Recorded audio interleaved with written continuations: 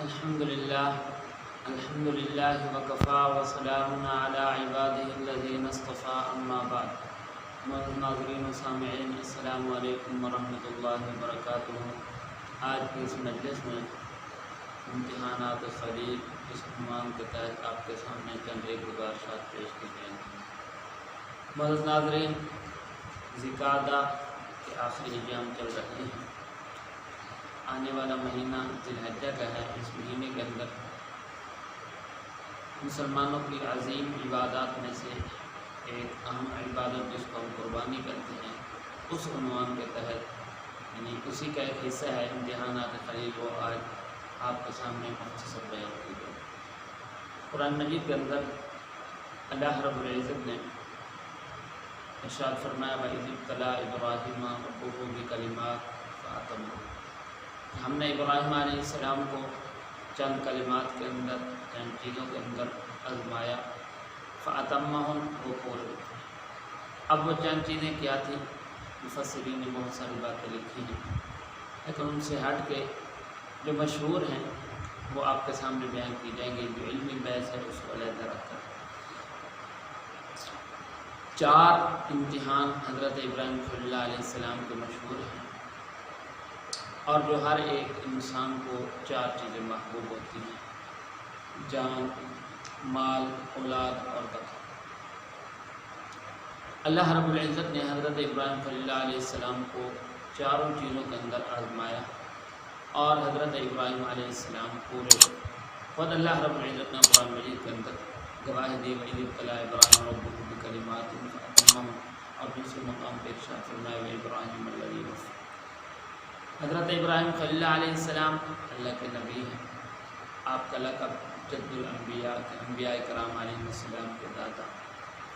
حضرت ابراہیم صلی اللہ علیہ السلام کی سب سے پہلی آزمائش بچپن کے اندر شروع ہوئی، اور قرآن مجید کے اندر اللہ رب العزت نے مختلف مقامات پہ حضرت ابراہیم صلی اللہ علیہ السلام کے واقعات کو کہیں اجمالاً اور کہیں تفصیلاً بیان فرمایا ہے، لیکن مختصر اس کا تھوڑا سا خاکہ آپ کے سامنے بیان کیا جائے گا کہ حضرت ابراہیم صلی اللہ علیہ السلام کا پہلا امتحان یعنی اپنی خود جان کا امتحان تھا۔ تو اس امتحان کے اندر اس کی تمہید، اس کا مقدمہ کیا تھا، اس کی وجوہات میں سے کیا وجوہات تھیں کہ جن کی وجہ سے یہ اتنا جو ہے وہ صورتحال بنی۔ تو ابتداء ہمارا تمام مسلمانوں کا اجماعی عقیدہ ہے کہ انبیاء کرام علیہ السلام جتنے اللہ رب العزت نے کائنات کے اندر بھیجے ہیں، وہ صرف دنیا کے اندر آنے کے بعد نہیں، بلکہ جب سے اللہ رب العزت نے روئے زمین کو بنایا اس سے بھی پہلے اللہ رب العزت فیصلہ فرما چکے تھے کہ یہ میرے نبی ہیں۔ پھر اللہ رب العزت اپنے نبی کی خود پرورش فرماتے ہیں، اس لیے بچپن سے نبی جو ہے وہ اعلیٰ اخلاق کا مالک ہوتا ہے۔ حضرت ابراہیم صلی اللہ علیہ السلام کو متعلق بھی یہی چیزیں آتی ہیں کہ آپ بچپن سے آپ کے اندر اعلیٰ اخلاق تھے، اعلیٰ صفات تھیں۔ یہی وجہ ہے کہ آپ بچپن سے ہی جو ہے بت پرستی سے دور، حالانکہ ایسے معاشرے کے اندر آپ کی نشو نما ہوئی، بڑے ہوئے، لیکن اس کے باوجود آپ جو ہے شرک سے الحمدللہ بیزار ہیں۔ قرآن مجید کے اندر اللہ رب العزت نے 3 واقعات کو بیان فرمایا ہے کہ ایک واقعہ آپ کا والد اپنے والدین سے مکالمہ، والد کے ساتھ مکالمہ ہے، اور ایک قوم کے ساتھ، اور ایک جو ہے نمرود کے ساتھ۔ یہ سب سے پہلے امتحان ہے۔ اس کو سب سے پہلے چونکہ اس کا مقدمہ کیا بنا کہ ایک دن حضرت ابراہیم صلی اللہ علیہ السلام نے اپنی والدہ سے سوال کر ڈالا، امی میرا خدا کون ہے، میرا رب کون ہے؟ اس کی والدہ نے کہا میں تیرا رب ہوں، کیونکہ رب کا معنی ہوتا پالنے والا، میں تجھے پالنے والی ہوں۔ حضرت ابراہیم صلی اللہ علیہ السلام نے ارشاد فرمایا اچھا تو پھر آپ کا کون رب ہے؟ وہ کہنے لگے کہ تیرا باپ۔ حضرت ابراہیم صلی اللہ علیہ السلام نے ارشاد فرمایا میرے باپ کا کون رب ہے؟ وہ کہنے لگی نمرود۔ فرمایا نمرود کا کون رب؟ تو وہ کہنے لگی چھوٹا منہ بڑی بات نہ کرو، تو چھوٹا ہے چھوٹا ہے۔ حضرت ابراہیم صلی اللہ علیہ السلام نے ارشاد فرمایا دیکھ، رب وہ ہوتا ہے جس کے اندر کوئی کمزوری، کوئی عیب، کوئی نقص وغیرہ نہ، جو کسی کا محتاج نہ ہو۔ آپ بھی محتاج، میں بھی محتاج، میرا والد بھی محتاج، ہمارا بادشاہ بھی کسی نہ کسی کا محتاج ہے، اس لیے میری سوچ کے مطابق یہاں کوئی رب نہیں، ہمارا رب کوئی اور وہ ہے ربی الذی یحیی۔ تو سب سے پہلی وجہ یہ تھی۔ پھر جب یہ واقعہ پیش آیا تو آپ کی والدہ نے اپنے گھر والے کو کہا، پورا واقعہ سنایا۔ اس نے کہا کہ سارا دن کوئی کام نہیں کرتا میرا بیٹا، اس لیے کل سے میں اس کو اپنے ساتھ لے جاؤں گا۔ تو دوسرے دن ساتھ لے گئے اپنے، تاکہ ان کے کام کے اندر شریک ہو، اور وہ بہت بیچا کرتا تھا، اور سارا دن اس نے بولی لگائی کہ مجھ سے خدا لے لو، خداؤں کی فلاں صفات، فلاں صفات، فلاں اچھائی، بیٹے دینے والا، بیٹیاں دینے والا، رزق دینے والا، فلاں فلاں فلاں۔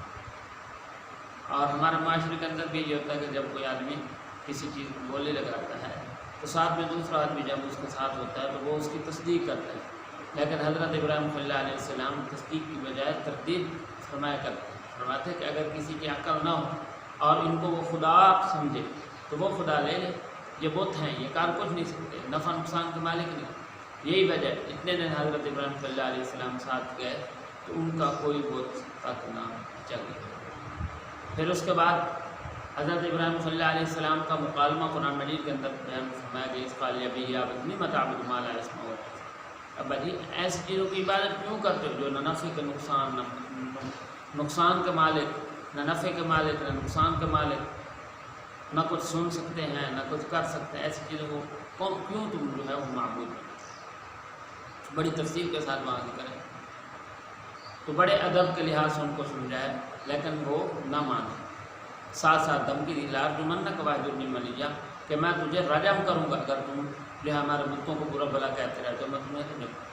حضرت ابراہیم صلی اللہ علیہ السلام نے ارشاد فرمایا، قال سلام علیک سأستغفر لک ربی، ابا جان تمہارے اوپر سلام ہو، لیکن میں تمہارے لیے استغفار کرتا رہوں گا، تمہارے لیے اللہ رب العزت سے دعاؤں کا اہتمام کرتا رہوں گا، استغفار کرتا رہوں گا، تمہارے رہنمائی کے لیے، تمہاری ہدایت کے لیے دعاؤں کرتا رہوں گا۔ ایک واقعی پھر اس کے بعد جب گھر سے بات دور نکلی، آگے بڑھی، تو محلے والے اہل علاقے کو پتہ چلا کہ حضرت ابراہیم صلی اللہ علیہ السلام بتوں کو برا بھلا کہتے ہیں، مواحد ہیں، توحید پرست ہیں، شرک سے بیزار ہیں۔ تو دوسرا مکالمہ قرآن مجید کے اندر قوم کے ساتھ ہے کہ جب قوم نے میلے کے اندر گئے اور وہاں حضرت ابراہیم صلی اللہ علیہ السلام کو بھی ساتھ آنے کی دعوت دی، فقال انی سقیم، آپ نے فرمایا میں ان چیزوں سے بیزار ہوں۔ یہ بھی بڑی تفصیل کے ساتھ واقعہ موجود ہے۔ پھر جب واپسی ہے حضرت ابراہیم صلی اللہ علیہ السلام نے ان کو تمام بتوں کو توڑ ڈالا، مقصد یہ تھا تاکہ ان کے عیب کو، نقص کو دیکھ لیں کہ دیکھو یہ اپنے آپ کو نہیں بچا سکتے، اپنے نفع کے نقصان کے مالک نہیں، تمہیں کیا نفع نقصان ہے۔ لیکن ان کی عقل، جس طرح ایک اللہ والے فرماتے ہیں جب خدا روٹ جاتا تو عقل چھین لیتا، کیونکہ ان کی عقل نہیں تھی اس لیے وہ لوگ نہ مانے۔ حتیٰ قرآن مجید کے اندر اللہ رب العزت نے جب اس کو ذکر فرمایا حضرت ابراہیم صلی اللہ علیہ السلام کا، حضرت ابراہیم صلی اللہ علیہ السلام نے دعوت دی کہ اے میری قوم، آپ ایسی چیزوں کے سامنے کیوں جھکتے ہیں جو نہ نفع کے مالک ہیں نقصان کے مالک ہیں، ساری چیزیں ان کے سامنے رکھی، لیکن وہ کہنے لگے ہم نہیں مانتے۔ قال بل وجدنا آباءنا علیہ عابدین، ہم نے اپنے آباء و اجداد کو دیکھا ہے وہ بتوں کی عبادت کرتے تھے، لہٰذا ہم بھی بتوں کی عبادت، ان کے پاس بھی دلائل نہیں تھی، ان کے پاس بھی دلائل نہیں تھی، حتیٰ کہ وہ آپ کو جو ہے جلانے کے لیے تھے۔ تو یہ بھی تفصیل کے ساتھ واقعہ۔ اور تیسرا واقعہ قرآن مجید کے اندر اللہ رب العزت نے بیان فرمایا کہ جب یہ بات اہل علاقے کو پہنچی، انہوں نے وقت کے بادشاہ کے پاس پہنچائی، حضرت ابراہیم صلی اللہ علیہ السلام کو مکالمہ جو وقت کے بادشاہ سے ہوا، تو حضرت ابراہیم صلی اللہ علیہ السلام نے اللہ رب العزت کی توحید کو بیان فرمایا ہمارا رب وہ ہے یحیی و یمیت، جو زندگی بھی دیتا ہے جو موت بھی دیتا ہے۔ وہ کہنے لگا زندگی میں بھی دے دیتا ہوں، موت بھی دے دیتا ہوں۔ پھر سامنے کھڑا ایک آدمی تھا، اس کو مار ڈالا، ایک اور آدمی تھا جس کے اوپر جو ہے سزا کے طور پر اس کے اوپر جو ہے موت واجب ہو چکی تھی، جس کو اس نے کہا میں نے کہنے لگا یہ تو میں نہیں کر سکتا۔ حضرت ابراہیم صلی اللہ علیہ السلام کے ساتھ بولے میرا رب وہ ہے کہ یأتی بالشمس من المشرق فأت بها من المغرب، حضرت ابراہیم صلی اللہ علیہ السلام نے فرمایا میرا رب وہ ہے جو سورج کو مشرق سے طلوع کرتا ہے، اگر تم واقعی رب ہو تو سورج کو مغرب سے طلوع کر، لیکن فبہت الذی کفر، تو کافر بالکل حواس باختہ ہو گیا، اس سے کوئی جواب بن ہی نہ تو قرآن مجید کے اندر تفصیل کے ساتھ یہ واقعات نقل کیے گئے ہیں. یہ پیش خیمت ہے، یہ اصل وجوہات تھیں حضرت ابراہیم خلیل علیہ السلام ان کو توحید کی درس. اور جتنے انبیاء کرام علیہ السلام کائنات کے اندر تشریف، ہر ایک لا الہ الا اللہ رب العزت کی توحید کی دعوت دی کہ دیکھو خدا کے سامنے جھکو، لا الہ الا کسی اور کے سامنے نہیں جھکنے، صرف خدا کے سامنے. وقتاً فوقتاً یہ بات ہوتی رہتی تھی، جس کی وجہ سے سب سے پہلے امتحان کے اندر آپ یہ گئے کہ آپ کی چیخ کے اندر آپ کو جانا پڑا. اور قرآن کے اندر اللہ رب العزت نے ارشاد فرمایا قلنا یا نار کونی بردا وسلاما علی ابراہیم، کہ اللہ رب العزت نے براہ راست آپ کو خطاب کیا اور فرمایا کہ میرے ابراہیم خلیل علیہ السلام علیہ السلام.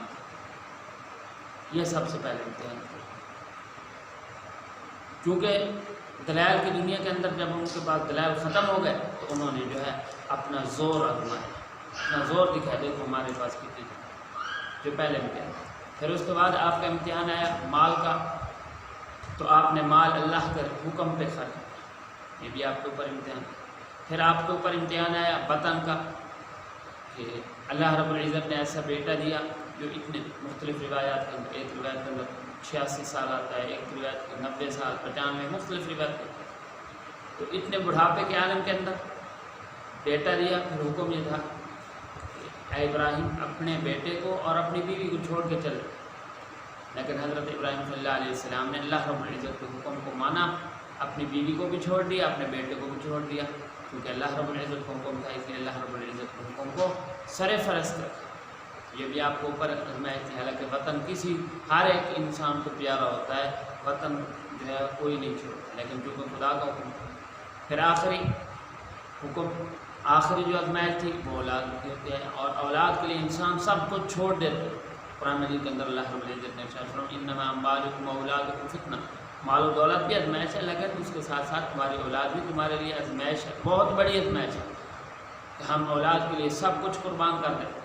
لیکن حضرت ابراہیم صلی اللہ علیہ السلام اپنی اولاد کو خدا کے حکم پہ ذبح کرنے کے لیے تیار ہو گئے.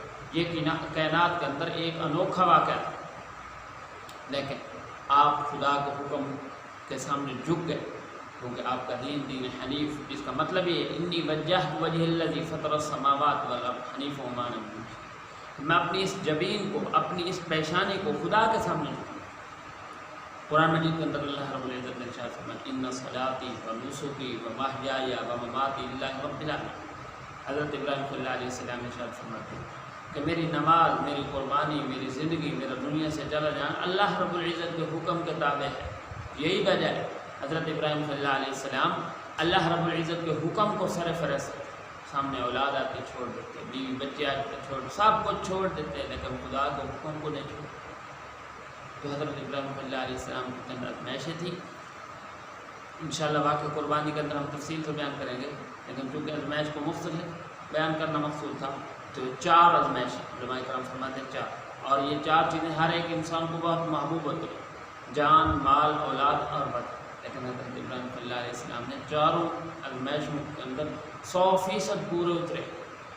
خود اللہ رب العزت نے قرآن مجید کے اندر گواہی دی. اور حضرت ابراہیم صلی اللہ علیہ السلام کو جب اللہ رب العزت نے خلیل بنایا، خلیل کا مطلب دوست، تو خود حضرت ابراہیم صلی اللہ علیہ السلام نے ارشاد فرمایا، کسی نے پوچھا آپ اللہ رب العزت کے خلیل اور دوست کیسے بنے؟